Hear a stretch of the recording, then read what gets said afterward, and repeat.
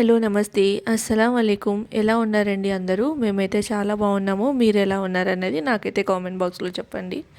ఎవరైనా first time vlog చూస్తుంటే మాత్రం తప్పకుండా లైక్ చేసి షేర్ చేసి సబ్స్క్రైబ్ చేయండి. ఇంకా ఇదైతే నా మార్నింగ్ రొటీన్ అనమాట. ఇంకా మార్నింగ్ లేవగానే బయటికి వెళ్ళి చూస్తే ఫుల్ వర్షం అయితే పడుతుంది. ఇంకా అట్లా కాసేపు బయట కూర్చొని మళ్ళీ అయితే లోపలికి వచ్చి ఈరోజు అయితే డీటాక్స్ వాటర్ ప్రిపేర్ చేస్తున్నాను.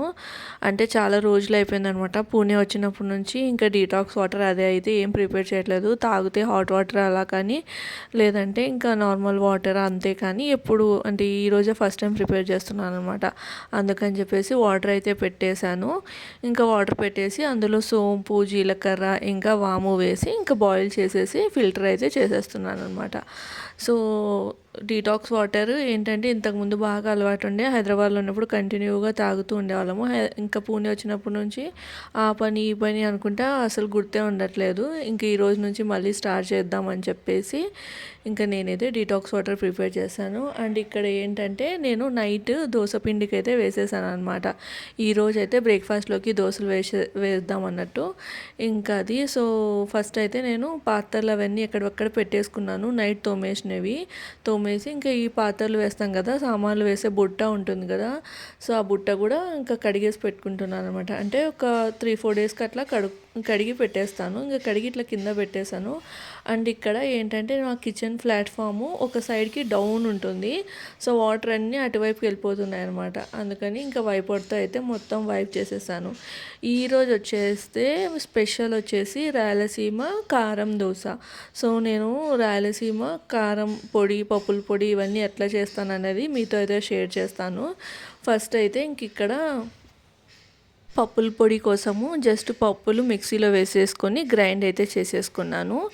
ఇంతే సింపుల్గా ఇలానే చేసి ఇట్లా డబ్బాలో అయితే పెట్టేసుకుంటాను అనమాట. ఇంక ఇప్పుడైతే కాస్తనే పప్పుల పొడి అయితే చేశాను, మళ్ళీ కావాలన్నప్పుడు చేసుకోవచ్చని. ఇంకా అట్లా డబ్బాలో పెట్టేసుకున్న తర్వాత అదే మిక్సీ జార్లో ఇంక ఇప్పుడైతే ఎర్రకారం అయితే వేస్తున్నాను. సింపుల్గా ఎలా వేస్తానో చూడండి.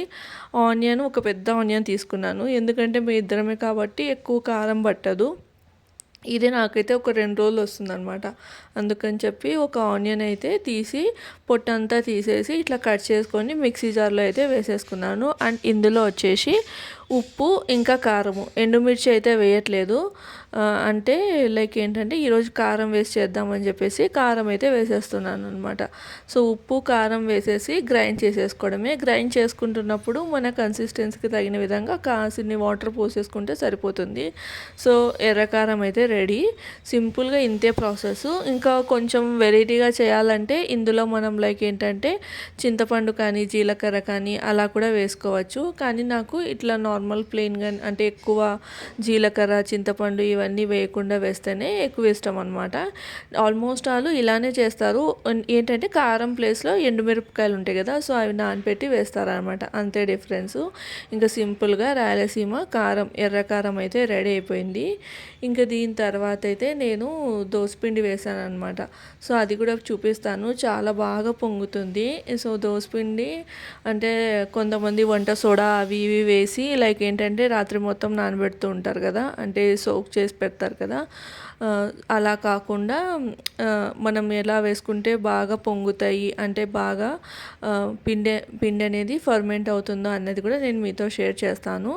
అయితే ఫస్ట్ ఇప్పుడు మనం 1 కప్పు మినపప్పు తీసుకున్నాం అనుకోండి, ఇంకా 3 కప్పులు రైస్ అనమాట. అందులోనే శనగపప్పు ఇంకా మెంతులు వేసేసి ఒక 5 to 6 hours అట్లా నానబెట్టేసి ఇంకా మళ్ళీ మనం గ్రైండ్ చేసేసుకొని రాత్రంతా మనం అంటే పులియబెట్టుకుంటే సరిపోతుంది అనమాట. దోసపిండి బాగా పర్ఫెక్ట్గా అయితే రెడీ అయిపోతుంది. ఇంక ఇక్కడైతే నాకు నదీము కొబ్బరి చట్నీలోకి ఈ కొబ్బరి అయితే కట్ చేసి ఇస్తున్నాడు అనమాట. ఇట్లా ప్రతిసారి ఈ కొబ్బరి కట్ చేయాలంటే నదీమే వచ్చి చేస్తాడు. ఇట్లా చిన్న చిన్న హెల్ప్స్ అయితే చేస్తూనే ఉంటాడు నదీము. ఇంకా నేనైతే చెప్పాను కదా దోసపిండి వేసానని, ఇప్పుడు మీకు చూపిస్తాను ఎంత బాగా ఫర్మెంట్ అయింది దోశ అన్నది.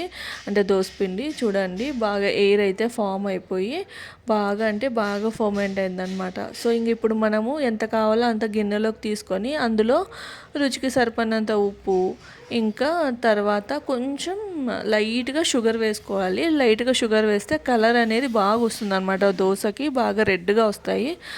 సో అది మనం ఏంటంటే మనకి ఎంత కావాలో అంతనే పక్కకు తీసేసుకొని ఉప్పు కలుపుకోవాలి. అంత అంటే మొత్తం ఎంత ఉంటే అంత పిండిలో ఉప్పు కలుపుకుంటే ఏమవుతుందంటే మనకి తొందరగా పిండి అనేది పులిసిపోతుంది అనమాట. అంటే పుల్లగా అట్లా టేస్ట్ వస్తుంది. ఒకవేళ పొంగనాలు కావాలంటే అప్పుడు ఇట్లా చేసి పెట్టేసుకోవచ్చు. ఒకవేళ మనం దోశలు వేసుకోవాలి 2-3 రోజులు అట్లా దోశలు వేసుకోవాలంటే మాత్రము ఇట్లా సపరేట్గా అయితే మనం ఉప్పు కలుపుకొని వేసుకోవాలి అది. అండ్ ఈ పిండితో మనం ఇడ్లీలు వేసుకున్నా కూడా బాగుంటుంది. పొంగనాలు, ఇడ్లీలు, ఉత్తప్పము, దోశ ఇలా రకరకాలుగా అయితే చేసుకోవచ్చు. సో ఇక్కడైతే నేనైతే నాకు కావాల్సినంత పిండి తీసేసుకొని వాటర్ పోసి ఉప్పు ఇంకా షుగర్ వేసేసి అయితే కలిపేసి పక్కన పెట్టుకుంటాను అనమాట. అండ్ వర్షం పడిందని చెప్పాను కదా, వర్షం పడుతున్నప్పుడు అయితే ఒక ఇన్సిడెంట్ అయితే అయ్యింది. లైక్ ఇన్సిడెంట్ అంటే పెద్దదేం కాదు, చిన్నదే. ఏమైంది అంటే లైక్ అంటే బాల్కనీలో, అంటే మా అపార్ట్మెంట్కి ఎదురుగా ఉండే బాల్కనీలో కుక్క ఉంటుందన్నమాట. అంటే వాళ్ళు కుక్కను పెంచుకుంటున్నారు. సో ఆ కుక్కని ఏం చేస్తారంటే బాల్కనీలో కట్టేశారనమాట. కట్టేస్తే ఫుల్ వర్షం పడుతుంది. దానికి అసలుకు అంటే ఆ బాల్కనీలో కూడా వాటర్ వచ్చేస్తున్నాయి అనమాట. అంత వర్షం అయితే పడుతుంది. సో ఇంకా ఆ కుక్క అయితే పాపం వాటర్తో తడిచిపోతుందేమో అని దాన్ని కట్టేశారనమాట. కట్టేయడం వల్ల అది ఎక్కడికి అంటే మూవ్ అవ్వలేక చాలా అంటే చాలా గట్టిగా మొరుగుతూ ఉండే అనమాట. నాకైతే చాలా పాపం అనిపించింది. అండ్ ఇంట్లో కూడా ఆ పర్టికులర్ అపార్ట్మెంట్లో ఎవ్వరూ లేరు. ఎంతసేపు వర్షం పడుతుందో అంతసేపు అది మొరుగుతూనే ఉంది. సో అంటే ఇట్లా లైక్ ఏంటంటే ఇప్పుడు వర్షాకాలం అది ఉంది కదా, ఇట్లా మనం కుక్కల్ని అట్లా కట్టేసినప్పుడు దానికి ఏదైనా షెల్టర్ లాగా అన్నా రెడీ చేసి పెడితే బాగుండు అన్నట్లయితే అనిపించింది. ఫుల్ అంటే లైక్ ఏంటంటే చాలా అంటే వర్షం పడింది అనమాట. సో వర్షం పడుతున్నంతసేపు అది మురుగుతూనే ఉంది. అలా అయితే జరిగింది. నాకైతే చాలా పాపం అనిపించింది. ఇప్పుడు ఏంటంటే కుక్కల్ని లైక్ ఏంటివైనా పెంపుడు జంతువులని పెంచుకుంటున్నప్పుడు వాటి కేర్ మనం చూడగలము అన్నప్పుడే పెంచుకోవాలి. లేదు అంటే ఇంకా మనం వాటికి వదిలేయడమే బెస్ట్. అవి ఫ్రీగా స్వేచ్ఛగా ఉంటాయి కదా. ఇప్పుడు ఏంటంటే మనల్ని కూడా ఎవరైనా తీసుకెళ్ళి అట్లా బందీగా కట్టేస్తే ఎంత బాధగా అనిపిస్తుంది కదా. సో ఇంక వాటికైనా అంతే. బట్ ఏంటంటే ఈ మధ్యన లైక్ ఏంటంటే చాలా అది ఏంటంటే ప్యాషన్ అయిపోయింది. లైక్ ఇంట్లో కుక్క పెంచుకున్నా లేదంటే ఏదైనా జంతువులు పెంచుకున్నా ఏదో పెద్ద హైఫై రేంజ్ అన్నంతగా కొంతమంది పెంచుకుంటున్నారు. కొంతమంది ఉన్నారులేండి చాలా బాగా చూసుకునే వాళ్ళు కూడా ఉన్నారు. సో అలా చూసుకుంటే పర్లేదు, కానీ ఏదో ఉండాలని తెచ్చుకొని దానిని ఇబ్బంది పెట్టేదానికంటే కూడా స్వేచ్ఛగా వాటిని వదిలేస్తే బాగా అనిపిస్తుంది కదా. ఇప్పుడు మనల్నైనా కూడా ఎవరైనా తీసుకెళ్ళి అట్లా బంధించి అంటే లైక్ ఏంటంటే అట్లా పెంచితే ఎట్లనో అనిపిస్తుంది కదా. మన స్వేచ్ఛ మనకుంటే మనకి బాగా అనిపిస్తుంది. నాకైతే అదే ఫీలింగ్ అనమాట. ఇంక ఇక్కడైతే లైక్ చూస్తుంటే కానీ ఇక్కడైతే నేను కొబ్బరి చట్నీ కూడా వేసేసాను. ఈరోజు అయితే కాస్త గట్టిగా వేసాను అనమాట. ఇట్లా గట్టిగా వేసుకుంటే బాగుంటుంది. అంటే ఎక్కువ పచ్చి కొబ్బరి వేసి కొన్ని పప్పులు వేసేసి పచ్చిమిర్చి వేసేసి మనం గ్రైండ్ చేసేసుకుంటే కొబ్బరి చట్నీ అనేది రెడీ. ఈ కొబ్బరి చట్నీలోకి బెస్ట్ అంటే ఏందనిపిస్తుంది అంటే నాకు పోపు అనమాట. ఈ పోపులో జస్ట్ ఆవాలు, జీలకర్ర, మినపప్పు ఇంకా శనగపప్పు వేస్తే మాత్రం నాకు చాలా ఇష్టము. క్రంచీగా తగులుతూ బాగుంటుంది. మనం ఇట్లా బెంగళూరు హోటల్స్ అట్లా వెళ్ళినప్పుడు మాత్రం, ఉడిపి హోటల్స్ అట్లా వెళ్ళినప్పుడు మాత్రం ఖచ్చితంగా చట్నీ అనేది గట్టిగా ఉంటుంది. దట్టు ఇంకేంటంటే మధ్యలో శనగపప్పు, మినపప్పు తగులుతూ చాలా క్రంచీగా టేస్టీగా ఉంటుందన్నమాట. నాకైతే చాలా ఇష్టము. ఇంక ఇప్పుడైతే దోశకైతే రెడీ చేస్తున్నాను. అంత లోపల ఈ కిచెన్ ప్లాట్ఫామ్ అనేది కాస్త క్లీన్ చేసేసుకొని ఇంకా దోశ వేసుకుంటే సరిపోతుంది. అయితే ఈరోజు నేను నెయ్యి వేసి కారం దోశ అయితే వేస్తున్నాను అనమాట. నెయ్యి వేసుకుంటే మాత్రం సూపర్గా ఉంటుంది. ఇంక ఇక్కడైతే ప్యాన్ పెట్టేశాను కదా దోశ పెనం. ఫస్ట్ అయితే వాటర్ అయితే చిలకరించుకుంటున్నాను. నాది దోశ పెనము ఇంకా చపాతీ పెనం ఒక్కటే అనమాట. సో నాకు దోశలు కూడా బాగా వస్తాయి. ఎప్పుడైనా కానీ దోశలు వేసుకుంటున్నప్పుడు ఇట్లా కాస్త వాటర్ చిలకరించి మళ్ళీ మనం ఆనియన్ కానీ లేదంటే ఆలు ఉంటుంది కదా, ఆలుని కాస్త కట్ చేసేసుకొని అదైనా కానీ రబ్ చేసేసుకోవచ్చు. మనకి ఇట్లా ఆనియన్ అయితే బెస్ట్ అనమాట. కాస్త ఆనియన్కి కాస్త అంటే లైట్గా నూనె పట్టించేసి మనం ఇట్లా రుద్దేసుకొని దోశలు వేసేసుకోవడమే. ఇంక ఇక్కడైతే పక్కన నెయ్యి అయితే వేడి చేసేసుకున్నాను అనమాట. ఇంక ఇప్పుడైతే దోశ వేసేస్తున్నాను. సో ఇట్లా అంటే ఎక్కువ పిండి వేస్తే మందంగా వస్తాయి. ఒక్క గరిటె అంటే మనం పెనం బట్టి ఒక్క గరిటె వేసి కాస్త వేసేసి ఇంకా మనం దోశలాగా మొత్తం రౌండ్గా తిప్పేసేసుకొని నెయ్యి వేసేసుకోవాలి. సో నెయ్యి నూనె రెండు వేస్తాను. సో ఇదైతే ఇంట్లో ప్రిపేర్ చేసిందే అనమాట. అమ్మ ఊరు వెళ్ళేటప్పుడు మీగడ మొత్తం ఉంటే సో ఆ మీగడంతా ఇంకా మళ్ళీ నేను ఎందుకు చేసుకోవడం కష్టపడ్డం అన్నట్లు ఆమె అయితే ప్రిపేర్ చేసి వెళ్ళింది. సో ఇంకెక్కడైతే నెయ్యి వేసేసాను. అండ్ పక్కన నైట్ ఏదో లైక్ అప్పడాలు అట్లా ఏమైనా వేయించాను అనుకుంటా. సో అది ఉంది, అంటే చల్లగా కావాలని అట్లనే పెట్టేసాను అనమాట. ఇంక ఇప్పుడు అయితే ఫిల్టర్ చేసి పెట్టేస్తాను. ఇంకా అదే నూనె అయితే వేసానమాట. నెయ్యి నూనె వేసి చేస్తే మాత్రం సూపర్గా ఉంటుంది. ఎక్కువ నెయ్యి వేసినా కూడా లైక్ ఏంటంటే ఎగుటుగా అనిపిస్తుంది అనమాట. అందుకని చెప్పేసి నెయ్యి నూనె రెండు కలిపి వేసేస్తాను. వేసేసి అట్లా లో ఫ్లేమ్ మీద, అంటే లో టు మీడియం ఫ్లేమ్ మీద ఒక 2 మినిట్స్ అట్లయితే కిందంతా కాలేంత వరకు పెట్టాలి. అంటే ఫస్ట్ దోశ కాబట్టి మనం కాస్త అది కాలనివ్వాలన్నమాట, వెంటనే కదపకూడదు. అయితే ఎప్పుడైనా కానీ నేను దోశ వేస్తే లైక్ ఫస్ట్ దోశని ఒక కార్నర్ నుంచి లేపి చూస్తాను. ఎందుకంటే బై మిస్టేక్ అతుక్కొని పోయిందనుకోండి, ఆల్మోస్ట్ అయితే అతుక్కోదు, కానీ బై మిస్టేక్ అలా అతుక్కుందంటే మొత్తం కారము వేస్ట్ అవుతుంది, ఇంకా అంతా వేస్ట్ అవుతుంది అన్నట్లు కార్నర్స్ అయితే అట్లా లేపేసి ఇంకా మళ్ళీ దీని మీద అయితే మొత్తం కారం అనేది స్ప్రెడ్ చేస్తున్నాను అనమాట.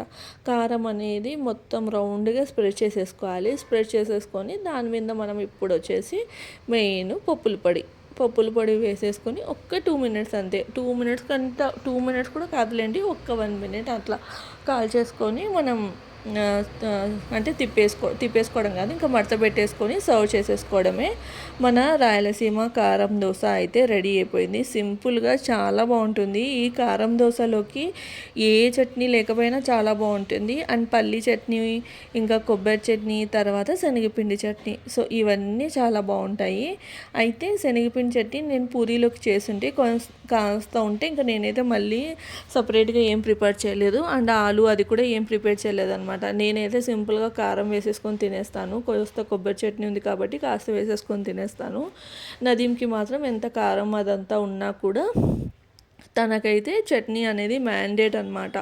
సో అందుకని చెప్పేసి నేనైతే తన కోసం ప్రిపేర్ చేశాను. సింపుల్గా మా బ్రేక్ఫాస్ట్ అయితే ఇలా కంప్లీట్ అయిపోయింది. ఇంకా నెక్స్ట్ ఇదైతే ఇంకా రెండో దోశ అనమాట. రెండో దోశ కూడా అలానే బాగా ఇప్పుడు నేను చెప్పిన విధంగానే వేసేసుకుంటే సరిపోతుంది. సో ఎంతమందికి రాయలసీమ కారం దోశ అంటే ఇష్టమో నాకైతే కామెంట్స్లో చెప్పండి. అంటే రాయలసీమలో ఉన్న ప్రతి ఒక్కరికి ఈ దోశ అనేది అస్సలు, అంటే వాళ్ళకి నచ్చకుండా అనేది అస్సలు ఉండదు అనమాట. అంతా అంటే ప్రతి ఒక్కరి ఇంట్లో దోశపిండి అనేది స్టాక్గా ఉంటుంది. ఎప్పుడు కావాలంటే అప్పుడు మనం ఫాస్ట్గా ఇట్లా చట్నీ వేసేసుకొని పప్పుల పొడి వేసేసుకొని చేసేసుకుంటే సూపర్ ఎమ్మీగా రెడీ అయిపోతుంది. నాకైతే చాలా చాలా చాలా ఇష్టము. సో మీరు కూడా కారం ఇలానే చేస్తారా, దోశలు అంటే ఈ కారం దోశ ఇలానే చేస్తారా అనేది నాకైతే కామెంట్ బాక్స్లో చెప్పండి. ఇంకా ఈ రోజుతో ఈ వ్లాగ్ అయితే చిన్న వ్లాగ్ని అయితే ఎండ్ చేసేస్తున్నాను.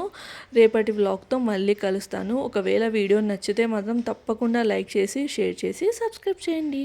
Okay, bye, take care.